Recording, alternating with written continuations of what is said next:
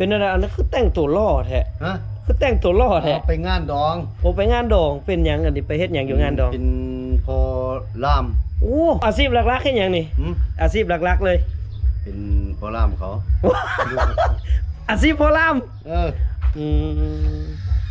พ่อล่ามนี่ล่ามทั้งสองเลยบ่ทั้งผู้หญิงผู้ชายหรือว่าล่ามฝ่ายหญิงในบ้านก็มันต้องแบ่งเดียว2คนเนาะยังจักให้ก็ยังหกให้จงไว้ให้บ่สุกมาดำเด้อ จงไว้ให้บ่สุกมาไถเด้อันนั้นกำลังไถมันบ่ตัวน่ะกำลังไถค้น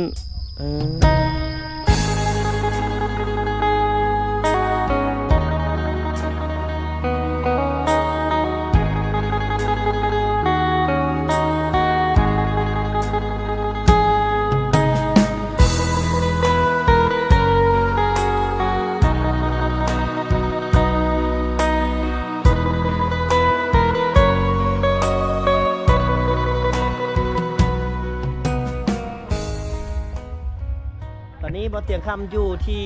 บ้านน้องพลอยพี่น้องนี่เพื่อนน้องพลอยเนาะก็สบายดีนะท่านผู้ชมพบกับบ่เตียงคำนาก่ายมื้อนี้มาย้ำยามน้องพลอยจังหน่อยนึงพี่น้องเอ้ยคืออยู่บ้านนาดีนี่อาชีพหลักๆแม่นเฮ็ดนาพี่น้องเฮ็ดนาเลี้ยงสัตว์เนาะคันสิว่าเราปลูกฝังเลี้ยงสัตว์แต่อาชีพหลักๆของเพิ่นนี่จะเฮ็ดนากับเฮ็ดสวนเนาะก็ส่วนใหญ่เบิดบ้านนี่แหละ8-90% แม่นเฮ็ดนาเป็นลูกสาวไร่ชาวนาเฮ็ดไร่เฮ็ดสวนพี่น้องเพราะว่าอยู่นี่ก็ฟังชื่อก็ฮู้แหละว่าบ้านนาดีเนาะแต่อีกอาชีพหนึ่งที่บ่แต่คำยังสนใจอยากนำเสนอให้พี่ให้น้องได้เบิ่งได้ชมได้รับรู้อีกอาชีพหนึ่งก็อาชีพใดนั้นเดี๋ยวไปติดตามกันกันเป็นอาชีพในโบราณแม่นสบายดีพ่อน้องพลอยสบายดีพ่อน้องพลอยเนาะก็มื้อนี้โอกาสดีพี่น้องที่ได้มาเยี่ยมยามครอบครัวน้องพลอยเนาะพี่น้องพลอยอยู่ไสน้องพลอยอยู่ไสอยู่พี่บ่สบายดีมื้อนี้ไอ้ขออนุญาตยืมตัวพ่อเจ้าเป็นพระเอกหน่อยเด้อ น้องพลอยเฮ็ดหน้าเฮาใส่ละไกล 80% แล้วไกลแล้วโอ้ยบ่มีลูกเคยผู้ใดมาดำซอยเลยแม่นบ่มาไถซอยบ่มีเลยอ้อนแน่นิดนึงมาไถนาสวยน้องพลอยนี่เด้อบ่ซั่นน้องพลอยผัวป้าได้สิ น้องพลอยเอาผัวป้าได้ เอาเดี๋ยวมาถามพ่อน้องพลอยก็ได้เฮ็ดบ่นาเฮ็ดแต่ว่าส่วนใหญ่ก็มีแต่ลูกเนาะแม่นแหละอาศัยลูกอาศัยหลานกันแหละเอาแล้วสุขภาพก็บ่แข็งแรงปานใดเจ็บแข้งเจ็บขาแล้วเจ็บต้นเจ็บตัวเป็นอะไรอันนั้นคือแต่งตัวล่อแท้ฮะคือแต่งตัวล่อแท้ไปงานดองโอ้ไปงานดองเป็นหยังอันนี้ไปเฮ็ดหยังอยู่งานดองเป็นพอล่ามเป็นพ่อล่ามเขาบอกไปเป็นพอล่ามให้เขาตลอดเลยบ่อยู่ในบ้านนี่ยักว่า 80% หมดแหละห่วยแบบนี้นี่สิบ่ว่าเอาอาชีพหลักๆเฮ็ดหยังนี่อาชีพหลักๆเลยเป็นพอล่ามเขา อาชีพพ่อล่ามเดี๋ยวพี่น้องอาชีพพ่อล่ามเป็นอย่างแก่งถือว่าตัวเองเป็นอาชีพพ่อล่ามงานดุ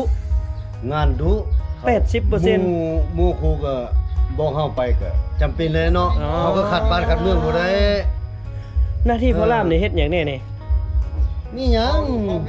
ขอลูกขอเมียขอลูกขอเมียเป็นหลักฐานพยานให้เขาแค่นั้นแหละแต่ว่าส่วนใหญ่ลูกหลานตั้งบ้านนี่ก็มีบ่ที่ว่ามาเชิญเฮาไปเป็นพ่อล่ามบ่ได้มีแต่อยู่ในบ้านนี่มีแต่ไอ้น้องแล้วแบบบ้านอื่นก็คันถึงไอ้น้องก็เขาบอกไปก็ไปถือว่าปีนี้นี่ส่วนหลายน่ะมีแต่ในบ้านน่ะส่วนหลายนะถือว่าปีนี้นี่ถือได้เลยว่าเป็นอาชีพพ่อล่ามเลยเนาะ เพราะว่าอย่างว่าตั้งแต่พูดแหละออกพรรษามาแม่นจนสิเข้าพรรษาอีกแล้วยังเป็นพ่อล่ามอยู่เกือบเบิดปีแม่น2คนอยู่บ้านนี่นะเอาพ่อนี่กับหันอันยากบ่พ่อน้องพลอยเป็นพ่อล่ามนี่มันก็ธรรมดามันก็บ่ได้ยากบ่ได้เท่าไหร่เว้าตัวใดมีแต่คำเว้าพ่อล่ามนี่ล่ามทั้งสองเลยบ่ทั้งผู้หญิงผู้ชาย คือว่าล่าม ถ้า ฝ่าย อยู่ ยิง ในบ้านก็มันต้องแบ่งเดียวสองคนเนาะ อ่า คนหนึงเป็นล่ามผู้หญิงคนหนึงก็เป็นล่ามผู้ชาย อืม มันต้องแบ่งเดียวได้ โอ้ มันมีสองคนเด้ คันซันแล้วก็มีเป็นในทางล่ามถ้าเป็นล่ามยิงแล้วก็แล้วล่ามทรายเนาะ แม่นๆแล้วล่ามผู้ชายต้องได้ศอกมาคือว่าส่วนล่ามผู้ชายคันเขาอยู่บ้านไกลก็ภายซ้ายก็มาแต่บ้านเขาแล้วก็แล้วไป มีค่ายบ่ มีแหละ มีเนาะ ค่ายสูงสุดจัก 10,000 มันก็อิงตาม อิงตาม แสน 1แล้วแต่เพิ่นให้เนาะไก่ตัวหนึง เออ หางหมู ก้นหมู ขาหมู หัวหมูก็แล้วแต่ แม่น อันนี้คืออาชีพพอล มันก็บ่ได้รวงหลายๆเนาะ เฮาเฮ็ด แม่นว่าเป็นล้าน ลู เป็ ก น ป หมื่น ลา เนาะ น ครับ บ้านเมืองเพิ่งฟ้าใส่เฮาแล้วก็ได้ไปเลย โอ้ เขาเทียนมาใส่ก็จำเป็นแล้ว จ้า ไป อันนี้คือเขามาหาเฮา แม่น เขามาแบบมาหามาเอาเทียนมาขอความช่วยเหลือ แม่น ให้ไปเป็นพ่อล่าม แม่น คือแบบซี่พี่น้องเอ้ยคำว่าพ่อล่ามนี่ อันหนึงก็ซ้ำกับเป็นพ่อเป็นแม่ แม่นน่ะ ให้แบบว่าคู่สมรสส่วนใหญ่เนาะให้คู่สมรสใหม่ถ้าท่านใดที่มีความคิดความเห็นจังใดก็ลองคอมเมนต์เบิ่งกับอาชีพพ่อล่ามพี่น้องมีจริงบ่หรือว่าเป็นจังใดเนาะอยู่ในเขตของท่านมีบ่คำว่าพ่อล่ามเนาะขอบใจพ่อน้องพลอยเด้อขอบใจหลายๆขอบใจห ข ลาย อบใจ ๆโอ้พ่อล่ามนี่ได้ อ้าวคือแบบลูกสาวเจ้าเนาะ อ่า เอาความเป็นพ่อล่ามเลย อ่า บัดคาดองบ่ทันทอกนี่ติดหนี้ไว้เนาะปีหน้ายังบ่จ่ายอยู่เจ้าก็มาหาเลยเนาะ พ่อล่ามอีกแล้ว อ้าวพ่อล่ามไปนำแหละถ้าซ่อนรถจักรไปเด้ไปทวงเด้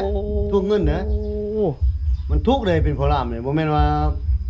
แค่เงิน 50,000 แค่เสียนหนึงว่าโอ้ยซ้ำหันได้เงินละล่ามันบ่แม่นเป็นโทษเป็นไฟมาก็เขามาพ่อล่ามเด้ เวลา เราคว่ำกับพ่อล่ามนี้ อ๋อเขาพิษเดียวกับพ่อล่าม มา ฮ หา อ พ่อ ด ล่ามนี้แม่นล่ะเบาคว่ำกับมาหาพ่อล่ามนี้ไปบอกไปสอนกับพ่อล่ามนี้เนาะ บ่แม่นเนาะ เงิน ว่า บ่พ่อคาดองกับพ่อล่ามนี้ บ่แม่นเนาะเป็นแล้วแล้วไปบ่แม่นเนาะ อ๋อเงินบ่พ่อคาดองเด้อเขาบ่ทันทอกเด้อกับมาหาพ่อล่ามไปถามให้น่ะ ยามเข้าปะเข้าหางเดี๋ยวกับพ่อล่ามอีก แม่น โอ้ย มันบ่แม่นว่าจะมีแต่หมอซื้อพอซื้อให้เขา มันยังมันหักความประกันว่าซะซะ ความผิดความเที่ยงนี่มีหยังก็มาหาพ่อล่ามกันแหละจังไปหาในบ้านหา หน่วยบ้าน แต่ว่า เนาะ ใกล้หน่วยใกล้เกลี่ยครอบครัว แบบว่าเวลาผิดเวลาต้องหยังกันกับพ่อล่ามเป็นสื่อกลาง เป็นหลัก เนาะ แหละ เป็นหลัก เพื่อสิฮอดบ้านฮอดเมืองก็ต้องมาหาผม อืม พ่อล่ามก่อน ถ้าเฮาใกล้เกลี่ยกันแล้วอยู่ในพ่อล่ามแล้วกันแล้วเนาะ คันมันแล้วได้บ่แล้ว โอ้หน้าที่ครับพี่ชอบหลายได้พ่อล่ามนี่ โอ้ เนาะ มันหลาย คิดว่าแล้วงานดองแล้วก็คือแล้วไปบ่แม่น บ่ เนาะ ได้ คันเขาถูกต้องปรองดองกันก็ธรรมดาเนาะ 10 ปีเขายังจื้อเจ้าอยู่เนาะจะเป็นพ่อล่ามบ่เด้เขาก็มาหาพ่อล่ามนี่แหละคันผิดเป็นเที่ยงกันเนาะ อืมอันนี้คือ คันเขา หน้ที่ อยู่ ของ ดี พ่อล่าม ทางมีดีได้ก็ใครเด้ 3มื้อดี4มื้อใครตีเดียวตลอดเนี่ย พ่อล่ามอีกแล้ว เว้นพ่อล่ามนี่แล้ว จนอายฮอดอันเจ้าของเฮือนพุ่นแหละมันมีอยู่ได้ตัวนี้เด้ โอ้ เนาะ เฮ้ยที่หนึ่งว่าความสองทิศมาอีกแล้ว เฮาเลือกได้บ่ซั่นน่ะคันเว้าในนั้นเฮาเลือกโอ้ผู้นี้มาหาไปเป็นพ่อล่ามมาเนี่ยเบิ่งโอ้บ่เป็นท่าแล้วบ่ไปไปสิได้บ่ มันก็บ่ได้ เว้ายากเนาะ เฮาก็อยู่ใน เว้ายาก บ้าน เนาะ ม่วงเฮาก็เป็นเคยเขาเนาะ บ่ยากมันก็เว้ายากเนาะ แม่นๆเฮาบ่แม่นคนพื้นฐานเด้ คันสิว่าบ่ได้หมู่มาหาซำนั้นแล้วเฮาปฏิเสธแบบ เอาเทียนมาใส่เจ้าเนาะเอ้ยเพิ่งนี่เด้อเป็น อ่า พอลามให้เด้หั่นเด้ อ่า ครับคนมันอื่นสิยักอยู่นำบ้านเนาะ อ่า แม่นว่ามันก็ขึ้นกับความพอใจ ความพอใจ ความฮักความแพงความ แม่น รู้สึกว่าซั่นซะ ว่าเฮาเพิ่งพาได้เนาะ เป็นหลักเป็นฐานได้เอาเพิ่งพาอาศัยได้ เขาจึงเอาได้บ่แม่นว่าจู่ๆได้ อืมวันนี้น้องพลอยนี่จะเอาไผเป็นพ่อล่าม เอาไอ้น้องก็บ่ได้เด้เราต้อง ไว้ เอาเขาแล้วแบบเขาเอานี่ต้องเอาพรในบ้านเอาแบบเป็นพรน้ำเพียงเด้ อ๋อ ไอ้ทรายบ่เอาคนอื่นบ่นะก็ยำส่งดอกยำส่งนี่กินดอง ยันบ่ส่งได้มีล่ามบ่ เป็นเบาเลย ตามเฮาคือคำว่าล่ามนี่อย่าคล้ายๆกับเฮาเอาเสือกมามัดไว้ล่ามไว้ เอา นะ ไว้นี่ ประมาณนั้น ทึกทางก็บ่มีหยัง น้องพลอยหน้าได้พอเสร็จแล้วน้องพลอย เพราะอันยังน้อยเดียว ใน นะ อันประมาณ10ให้ ไปเบิ่งไป เลาะพาไอ้เลาะเบิ่งได้ไปไปเลาะเบิ่งได้พาไอ้เลาะเบิ่งดูเข้าทางไหนไปทางไหน 80%แล้ว เอาไปก่อนเด้อพ่อน้องพลอยเด้อไปก่อนยืมลูกสาวไอ้ก่อนยืม เอาไปเลย ไปบ่สุกไปพี่น้องเดี๋ยวไปเลาะเบิ่งหน้าน้องพลอยก่อนว่านับตั้งแต่มื้อนั้นจนมาฮอดช่วงนี้นี่หน้าเพิ่นเฮ็ดแล้วฮอดใส่ละเนาะกะเฮ็ดหน้าผู้เดียวเนาะน้องเนาะผู้บ่าวบ่มาซอยเลยเนาะโอ้ยเป็นตาอีตนสัตว์นี่เดี๋ยวสิให้เห็นบ่าวสุกมาซอยบัดนี้มีเวลาอยู่บ่สุกก็ได้ พอดีมื้อแรกว่าสิลงดำนานเพิ่นบ่ฮู้ว่าทันหรือบ่เนาะเวลา เพราะว่า3 โมงครึ่งเขาต้องออกจากบ้านนี้ ไปไถนาซอยน้องพลอยก่อนน้องพลอยจะไปดองติบ่ไปนะเดี๋ยวสิคันอยากกินเบียร์แล้วสิเอาเงินไว้ให้ซื้อดอกจัก2 ขวด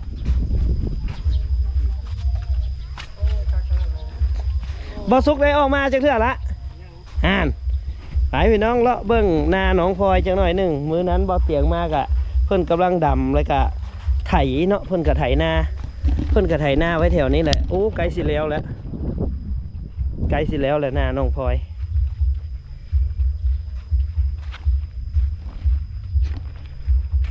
ให้นี้ก็แม่นบ่น้องพลอยให้ตัวนี้แม่น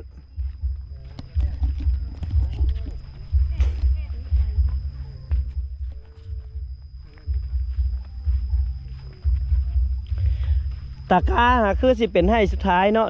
ที่จะได้ดำ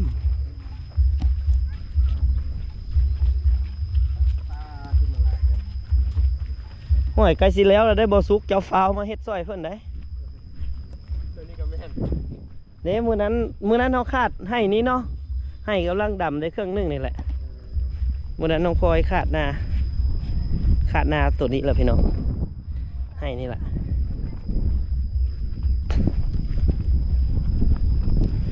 ยังจะให้บ่ทันได้คาดน้องพลอยยังหกให้ยังบ่ทันได้คาดหกให้เดี๋ยวเลาะเบิ่งจังหน่อยนึงให้นาบรรยากาศดีแห้งพี่น้องให้นาของน้องพลอยจุดใดที่มีน้ำแล้วเพิ่นก็จะปักดำไว้เกือบแล้วเลยเนาะ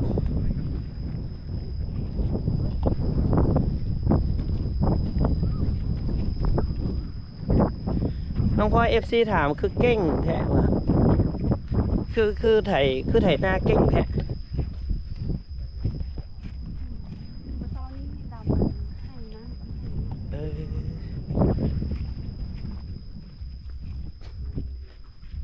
ฝั่งนี้ก็แม่นบ่ละ อันนี้ของน้าบ้าว อันนี้ของน้าบ้าวอันนี้ของน้าสาว อันนี้ของน้อง ของน้องพลอยเอง เด็ก โอ้น้ำยังบ่มีตัวนี้เนาะยังแต่โตบ่ทันได้มีน้ำดูดขึ้นได้บ่ดูดจากห้วยฮะ ได้ เพิ่นไถหุดไว้เรียบร้อยแล้วยังได้ไถอีกบ้านหนึงแม่นบ่ เมียน ยังได้ไถค้นอีกบ้านหนึงไม่หยังกระตาขยังคือว่าทิ่มใส่กระยังกันใส่กาอืม มื้อซ่ามีดำตัวนี้ล่ะ ดำนี้ประมาณ2 ปี โอ้สุดห้วยเลยพี่น้องเอ๋ยนาเพิ่นสุดห้วยพี่เลยพี่ อันนี้ของน้า ไอ้ยังบ่มีน้ำบัดนี้เดี๋ยวเอาน้องพลอยมายังจักให้ก็ ยัง 6ให้ เมียน จงไว้ให้บ่สุกมาดำเด้อ จงไว้ให้บ่สุกมาไถเด้อันนั้นกำลังไถมันบ่ตัวนะ เมียน กำลังไถค้นอันนี้ก็เมียนเบิดเฮ็ดอัน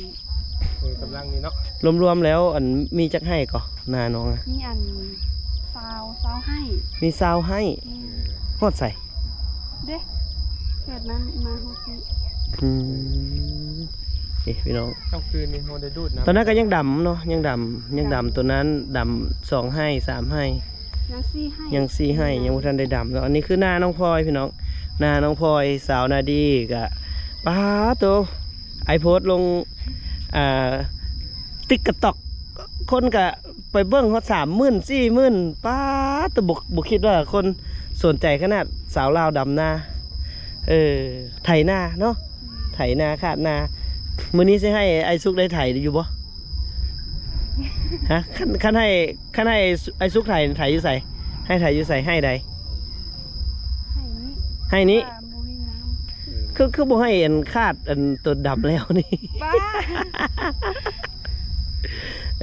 เอาขอบใจเนาะขอบใ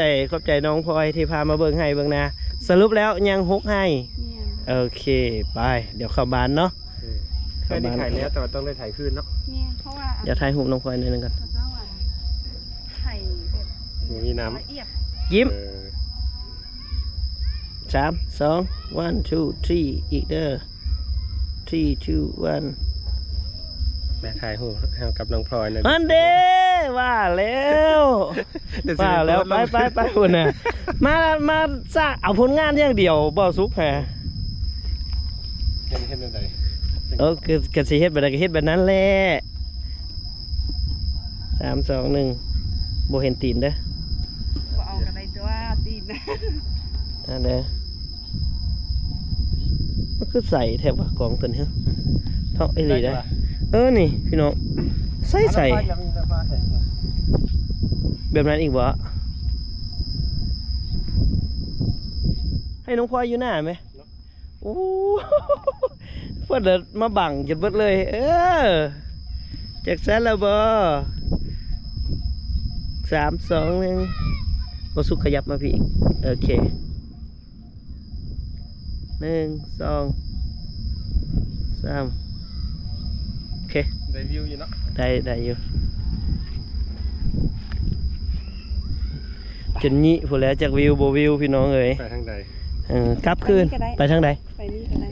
เบิ่งเหือเดี๋ยวเอามาเบิ่งก่อนบ่ฟ้าวซับเบิ่งเหือ เป็นเสีย ไปเดี๋ยวกลับไปเฮือนน้องพลอยก่อนก็ส่วนใหญ่แล้วก็จะเริ่มฤดูหน้าอยู่ในช่วงเดือน6เนาะน้องพลอยช่วงเดือน6ก็เริ่มหลังจากฝนตกมาแล้วเพิ่นก็เริ่มไถตะกร้าคาดตะกร้าแล้วก็ มื้อเช้านี้ หว่าน อายให้ไข่ให้อัน ฮะ คาดให้นี้ คาดให้ไหนให้นี้ ใหญ่นะ ตัวนี้หายคาดแล้ว น้องพลอยคาดเองเลยแมันบ่ แม่นปะ คาดเอง แสดงว่าไม่เห็นเนาะ เบาซุกก็ยังอยากเห็นไผ่แน่อยากเห็นพี่น้องผู้หญิงแกล้งคือน้องพลอยก็เป็นเด็กน้อยผู้หนึ่งที่ว่าเก่งมีความสามารถหลายเนาะเพราะว่าเพิ่นอยู่กับไร่กับนาเพิ่นก็สิมีความชำนาญกับการเฮ็ดไร่ไถนาเนาะโดยเฉพาะไถนาคาดนาดำนาเกี่ยวข้าวลกกะเป็นไปเลยเก่งหลายก็ที่เห็นในภาพที่บอลแต่คามาในอีพีก่อนๆพี่น้องที่ให้น้องพลอยเพื่อนคาดนะเดี๋ยวเขาย่างกลับก่อนพี่น้องบ้านนี้เบิ้งเลยบรรยากาศสุดยอดอีเลยได้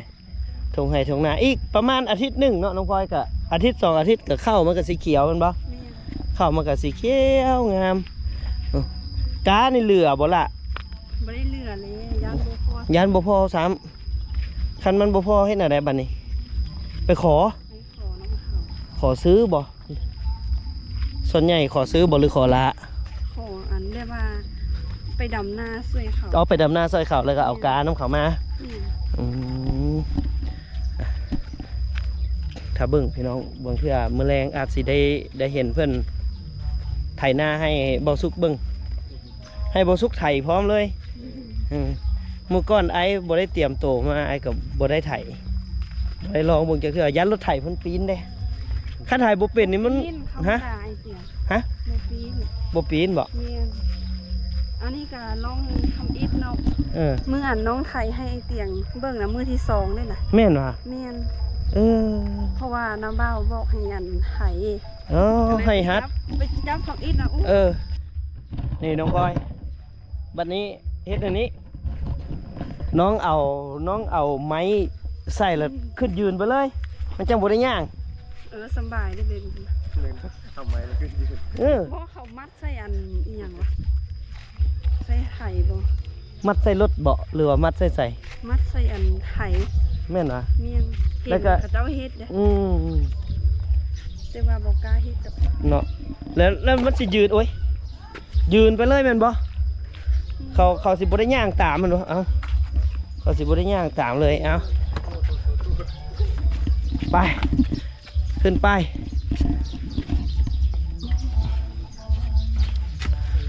เป็นไดบ่สุกลองไถเบิ่งบ่ ทำยำการมาแรกพี่น้องครับ ถ้าเบิ่งว่าสิได้ไถบ่เนาะพี่น้องเนาะก็เดี๋ยวบรรยากาศทุ่งไร่ทุ่งนาบ้านน้องพลอยเนาะก็สิมีประมาณนี้แหละเนาะพี่น้องเนาะก็รู้สึกว่าบรรยากาศดีแฮงเนาะลูกชาวไร่ชาวนาก็ทุกคนแหละพี่น้องก็ฟ้าวฟังน้ำฟ้าน้ำฝนอยู่จุดนี้แม่นบ่มีคันสิว่าแล้วก็บ่มีชลประทานเนาะถ้ามีชลประทานแน่ก็ดีอยู่แต่อันนี้มันบ่มีชลประทานก็เลยอาศัยเร่งตามน้ำฝนที่ตกลงมาฮะต้องได้ฟ้าวได้ฟังเนาะถ้าบ่ฟ้าวบ่ฟังนี่ถ้าฝนขาดช่วงคันบ่ดำบ่ทันหมู่ก็มันก็สิล่าหมู่ไปหลายเติบเหมือนกันเนาะพี่น้องเนาะนี่ก็คือทุ่งนาบ้านนาดีนะพี่น้องเนาะ